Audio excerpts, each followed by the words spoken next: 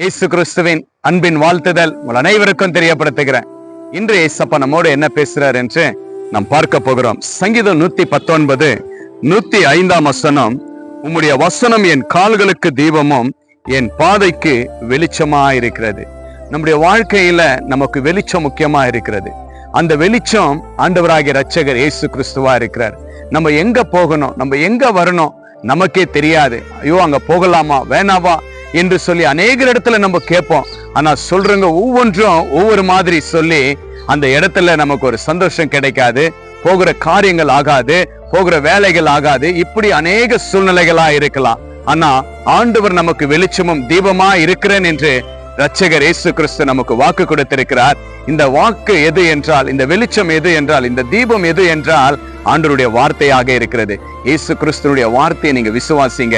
அவர் உங்களுக்கு வெளிச்சமா இருக்கிறார். நீங்க எங்க போனோம் எங்க வரணும் என்று இந்த இயேசு கிறிஸ்துடைய வார்த்தையை நீங்க விசுவாசித்து, இந்த வசனங்களை விசுவாசித்து நீங்க போகும் பொழுது கர்த்தர் உங்களோடு இருந்து ஆசீர்வதிக்க, உங்களுடைய வெளிச்சத்துல கொண்டு வர இயேசப்பா உதவி செய்ய வல்லவராயிருக்கிறார். விசுவாசிங்க, கர்த்தரை நம்புங்க, வார்த்தையில விசுவாசமா இருங்க.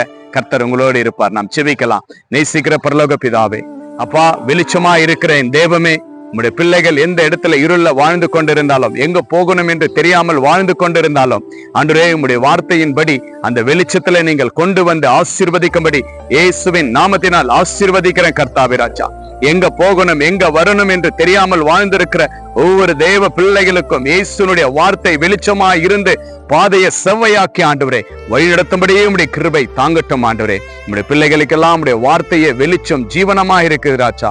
அப்படிப்பட்ட வார்த்தையை ஜீவனம் எங்களுக்காக வைத்ததற்காக நன்றி அப்பா. விசுவாசிக்கிறோம், அதன்படியே நாங்கள் நடக்கிறோம் அப்பா.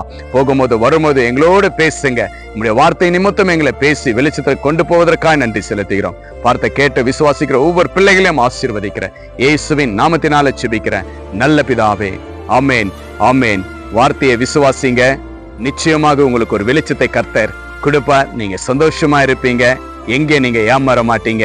Jesus with you. Jesus loves you. God bless you.